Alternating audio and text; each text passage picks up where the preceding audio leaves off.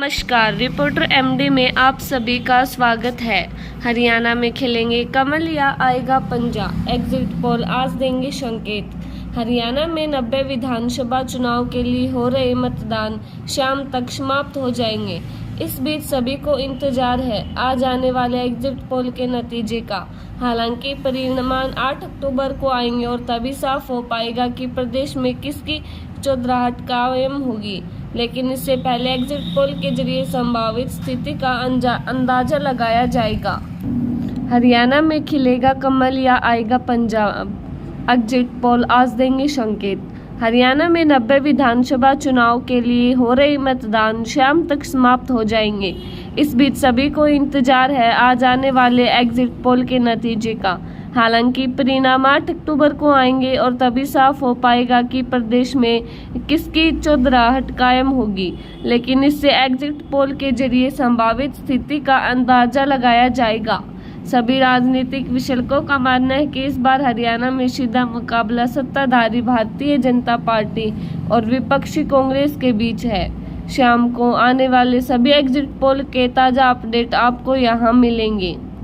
चुनाव आयोग ने लगा रखी है रोक। चुनाव आयोग ने 5 अक्टूबर को शाम 6:30 बजे तक प्रिंट, इलेक्ट्रॉनिक मीडिया या किसी अन्य तरीके से प्रसार के माध्यम से एग्जिट पोल के किसी भी प्रकाशन पर प्रतिबंध लगा रखा है।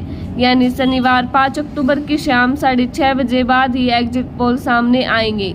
तमाम सर्वे एजेंसियां इस बात का अनुमान जताएंगे कि हरियाणा और जम्मू कश्मीर में किस पार्टी की सरकार बन सकती है, किस पार्टी को कितनी सीटें मिल सकती हैं। ऐसा हो रहा था 2019 में हरियाणा चुनाव में परिणाम। हरियाणा विधानसभा चुनाव 2019 में किसी भी पार्टी को स्पष्ट बहुमत नहीं मिला था। बीजेपी 90 में से 40 सीटें जीतने में कायम रही थी, पर बहुमत से 6 सीट दूर रह गई थी। कांग्रेस 31 सीट जीतकर विपक्ष में रही।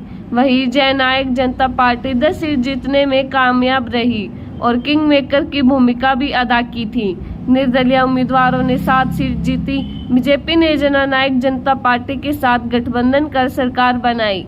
जेजेपी के सपोर्ट से राज्य में फिर भाजपा की सरकार बनी थी, जिसमें मनोहर लाल मुख्यमंत्री बने और जेजेपी के नेता दुष्यंत चौटाला उप मुख्यमंत्री बने थे। क्या होता है एग्जिट पोल? एग्जिट पोल एक तरह का चुनावी सर्वे होता है। मतदान वाले दिन जब मतदाता वोट देकर पोलिंग बूथ से बाहर निकलता है तो वहां अलग अलग सर्वे एजेंसी और समाचार चैनल के प्रतिनिधि मौजूद होते हैं। वह मतदाता से मतदान को लेकर सवाल पूछते हैं। इसमें उनसे पूछा जाता है कि उन्हें किसको वोट दिया। इस तरह से हर विधानसभा या लोकसभा के अलग अलग पोलिंग बूथ से मतदाताओं से सवाल पूछा जाता है। मतदान खत्म होने तक बड़ी संख्या में आंकड़े एकत्रित हो जाते हैं। इन आंकड़ों को जुटाकर और उनके उत्तर के हिसाब से अंदाजा लगाया जाता है कि पब्लिक का मूड किस ओर है। मैथमेटिकल मॉडल के आधार पर ये निकाला जाता है कि कौन सी पार्टी को कितनी सीटें मिल सकती हैं। इसका प्रशासन मतदान खत्म होने के बाद ही किया जाता है। भाजपा मंत्री जेपी दलाल की कांग्रेसी कार्यकर्ताओं से तीखी नोकझोंक।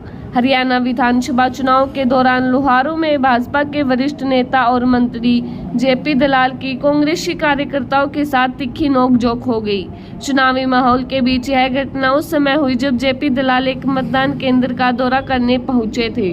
प्रत्यक्षदर्शियों के अनुसार कांग्रेसी कार्यकर्ताओं ने भाजपा सरकार और उनके नेताओं के खिलाफ नारेबाजी शुरू कर दी, जिसके बाद दोनों पक्षों के बीच बहस बढ़ गई। स्थिति तनावपूर्ण होते देख प्रशासन ने मौके पर पहुंचकर दोनों पक्षों को शांत कराया। जेपी दलाल ने कांग्रेस कार्यकर्ताओं पर आरोप लगाया कि वे चुनाव प्रक्रिया में बाधा डालने और माहौल खराब करने की कोशिश कर रहे थे।